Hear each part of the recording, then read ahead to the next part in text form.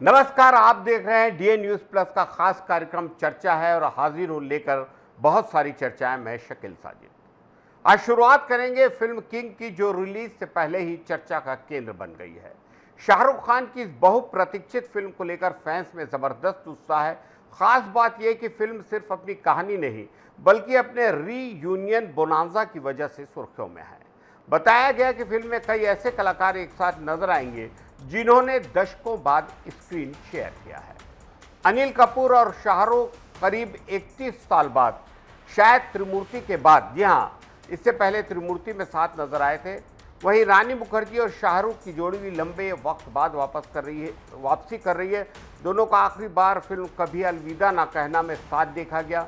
Film में जैकी श्रॉफ और अभिषेक बच्चन भी अहम भूमिका में नजर आएंगे। इन सितारों को एक साथ देखना फैंस के लिए किसी ट्रीट से कम नहीं होगा। इसके अलावा सौरभ शुक्ला भी फिल्म का हिस्सा हैं और शाहरुख खान के साथ उनकी वापसी भी लंबे वक्त के बाद हो रही है। फिल्म का फर्स्ट लुक सामने आने के बाद ही सोशल मीडिया पर इनकी चर्चा तेज है और अब स्टार कास्ट को लेकर एक्साइटमेंट बढ़ गया है। देखना है कि किंग बॉक्स ऑफिस पर कितना बड़ा धमाका करती है। दुर्ग जिले के मोहन नगर थाना के आर्य नगर से दिल दहला देने वाली वारदात। यहां एक ही परिवार के 4 लोगों के शव मिलने से इलाके में सनसनी। मृतकों में गोविंद साहू, उनकी पत्नी चंचल, 13 साल की बेटी दृष्टि और 11 साल का यशान। पुलिस की शुरुआती जांच के मुताबिक दोनों बच्चों की पहले हत्या, उसके बाद पति पत्नी ने अलग अलग कमरों में फांसी लगाकर आत्महत्या कर ली। जानकारी के मुताबिक परिवार कुछ दिन पहले तिरुपति बालाजी दर्शन से लौटा था। घटना से पहले गुरुवार शाम पति पत्नी अपने बच्चों को घुमाने लेकर गए थे। चौपाटी में बच्चों को आइसक्रीम खिलाई, लेमन सोडा पिलाया और काफी देर तक पूरा परिवार सामान्य तरीके से घूमता नजर आया। किसी को भी अंदाजा नहीं था कि रात में इतना बड़ा हादसा होगा। शुक्रवार सुबह जब गोविंद की बुजुर्ग मां ने कमरे का दरवाजा खटखटाया तब अनहोनी की आशंका हुई। दरवाजा तोड़कर अंदर देखा गया तो पूरा परिवार मृत मिला। ये दृश्य देखकर परिजनों की चीख निकल गई। मौके से पुलिस को 2 पन्नों का एक सुसाइड नोट मिला है। नोट में पत्नी चंचल ने घरेलू विवाद और पति पर दूसरी महिलाओं से संबंध होने के आरोप लगाए। पुलिस के अनुसार मामले की जांच जारी और हर पहलू को ध्यान में रखकर पड़ताल होगी।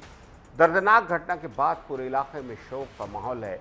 एक हंसता खेलता परिवार पल भर में ही खत्म हो गया और पीछे छोड़ गया कई सवाल। पूरा छत्तीसगढ़ इस वक्त आग उगलती गर्मी की चपेट में है। राजधानी रायपुर ने गर्मी के मामले में दुनिया के सबसे तपते शहरों में जगह बना ली। शुक्रवार को रायपुर दुनिया का 19वां सबसे गर्म शहर रिकॉर्ड हुआ। दोपहर में तापमान 46 डिग्री सेल्सियस तक पहुंच गया, लेकिन चौंकाने वाली बात यह रही कि सूर्य ढलने के बाद भी राहत नहीं। शाम 7:30 बजे भी राजधानी का पारा 42 डिग्री पर था। यानी दिन ही नहीं, रातें भी अब लोगों को झुलसा रही हैं।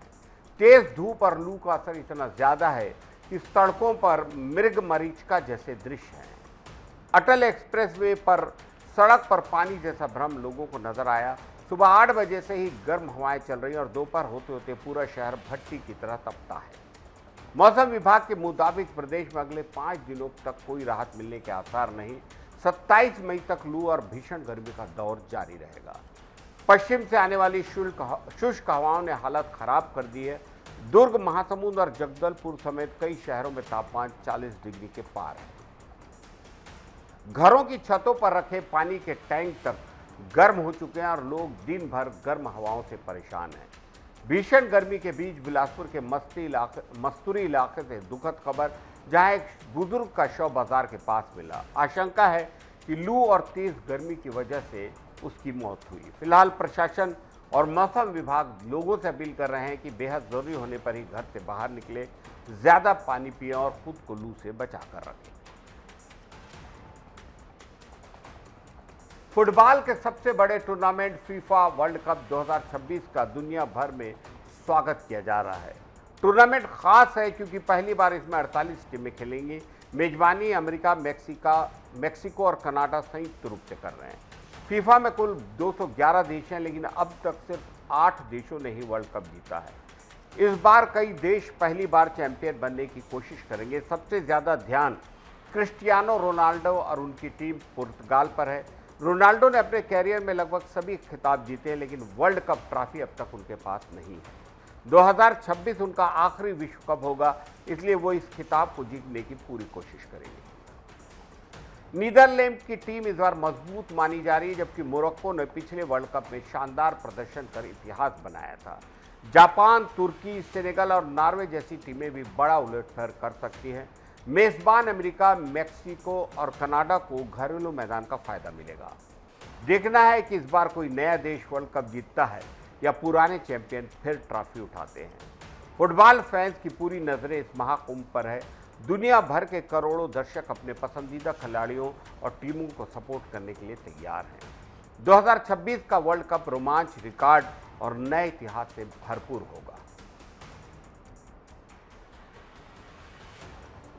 राजधानी रायपुर से एक शानदार खबर। लोगों का करीब 8 साल लंबा इंतजार खत्म हुआ।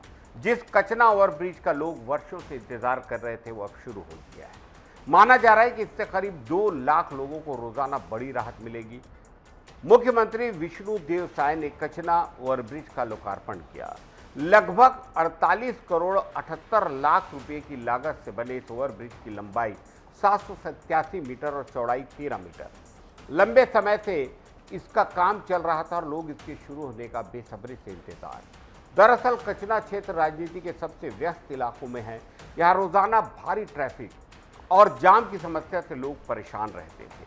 ऑफिस जाने वाले कर्मचारी, स्कूल कॉलेज के छात्र और आसपास के रहवासी घंटों जाम में फंस जाते थे, लेकिन अब ओवरब्रिज शुरू होने से लोगों को बड़ी राहत मिली है। बताया जा रहा है कि स्कूल के शुरू होने से वीआईपी रोड, शंकर नगर, तेली बांधा और आसपास के कई इलाकों की कनेक्टिविटी बेहतर होगी। ट्रैफिक का दबाव कम होगा और सफर पहले से ज़्यादा आसान और तेज होगा। लोकार्पण के दौरान बड़ी संख्या में लोग मौजूद रहे। स्थानीय लोगों ने इसे राजधानी के विकास की बड़ी सौगात बताया। लोगों का कहना है कि अब रोजाना लगने वाले जाम से राहत मिलेगी और समय की बचत। सरकार का दावा है कि आने वाले वक्त में रायपुर की ट्रैफिक व्यवस्था को और बेहतर बनाने के लिए कई बड़े प्रोजेक्ट पर काम होगा। फिलहाल कचना ओवरब्रिज, जिसे विष्णुदेव साय ने जिसका शुभारंभ किया, इस मौके पर डिप्टी सीएम अरुण साव, राज्यसभा सांसद लक्ष्मी वर्मा, शहर की महापौर मीनल चौबे, उत्तर के विधायक पुरंदर मिश्रा, संजय श्रीवास्तव और बहुत सारे लोग इस अवसर पर वहां मौजूद थे और राजधानी के लोगों में इससे खुशी का माहौल है।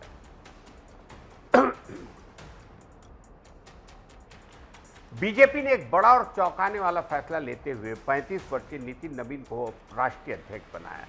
इसके साथ ही वे भाजपा के सबसे युवा अध्यक्ष बने। देश की बड़ी राजनीतिक पार्टी की कमान अब ऐसे नेता के हाथ में है जिसने छात्र राजनीति से लेकर संगठन के बड़े पट्टों तक का सफर तय किया। नरेंद्र मोदी ने भी नितिन नवीन को नई पीढ़ी का प्रतिनिधि बताया है। नितिन नवीन की राजनीति में एंट्री अचानक हुई थी। साल 2006 में उनके पिता के निधन के बाद पार्टी ने उन्हें चुनाव मैदान में उतारा और उन्होंने शानदार जीत की। इसके बाद उन्होंने पीछे मुड़कर नहीं देखा। बांकीपुर विधानसभा बिहार से वे लगातार कई बार विधायक चुने गए और अपनी मजबूत पकड़ बनाई। छात्र राजनीति से निकले नितिन नवीन ने एबीवीपी से अपने राजनीतिक जीवन की शुरुआत की। पोस्टर लगाने से लेकर जनसभाओं के प्रबंधन तक उन्होंने संगठन में हर स्तर पर काम किया।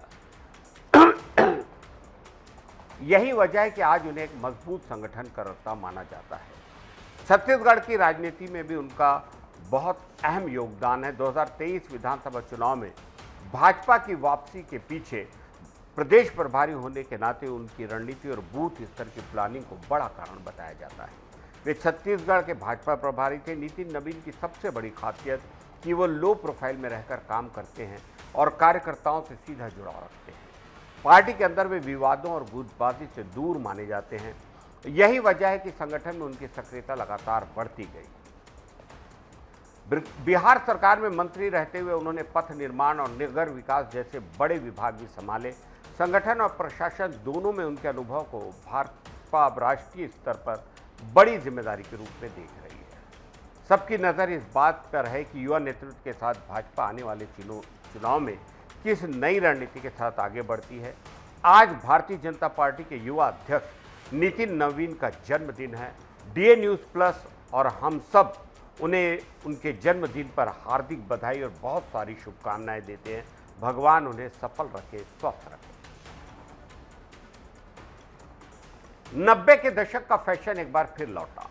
सबसे ज्यादा चर्चा है पुराने क्लासिक टेनिस शूज की। जी हाँ, गर्मियों के मौसम में ये शूज युवाओं से लेकर फैशन लवर्स तक सभी की पहली पसंद बनते जा रहे हैं। कभी सिर्फ खेल के मैदान तक रहने वाले टेनिस शूज अब स्ट्रीट स्टाइल से लेकर हाई फैशन तक अपनी खास जगह बना चुके हैं। लोग उन्हें सिर्फ आराम के लिए नहीं बल्कि स्टाइल स्टेटमेंट के तौर पर पहन रहे हैं। 90 के दशक का फैशन हमेशा से अपनी सादगी और कूल क्लीन लुक के लिए पसंद किया जाता था। यही वजह है कि अब मिनिमल डिज़ाइन वाले टेनिस शूज फिर से ट्रेंड में हैं। वाइट, ऑफ वाइट और क्रीम कलर सबसे ज़्यादा पसंद किए जा रहे हैं, जबकि लाइट पिंक और स्काई ब्लू जैसे शेड्स भी नौजवानों को अट्रैक्ट कर रहे हैं। फैशन एक्सपर्ट्स का मानना है कि लोग अब ऐसे फुटवियर चाहते हैं जो लंबे वक्त तक आरामदायक हो, साथ ही स्टाइलिश। यही वजह है कि 90 के दशक के टेनिस शूज तेज़ी से पॉपुलर हो रहे हैं। इनके थिन सोल और विंटेज लेदर फिनिश इन्हें रेट्रो के साथ मॉडर्न लुक भी देते हैं। अगर स्टाइल की बात करें तो ये शूज़ हर तरह के आउटफिट पर फिट बैठते हैं। कैजुअल लुक के लिए जीन्स और टी शर्ट के साथ पहनते हैं, वही ट्राउज़र और ब्लेज़र के साथ ये क्लीन और क्लासी लुक देते हैं। स्ट्रीट फैशन पसंद करने वाले युवा इन्हें बैगी पैंट और ओवरसाइज हुडी के साथ कैरी कर रहे हैं। लोगों का मानना है कि ये ट्रेंड जल्दी खत्म होने वाला नहीं है। आराम, सादगी और कॉम्बिनेशन होने की वजह से टेनिस शूज़ आने वाले वक्त में भी लोगों की और नौजवानों की पसंद 90 के दशक के ये टेनिस शूज़ बने रहेंगे। आज की चर्चा में इतना ही। इजाज़त दीजिए शकील साजिद को। नमस्कार।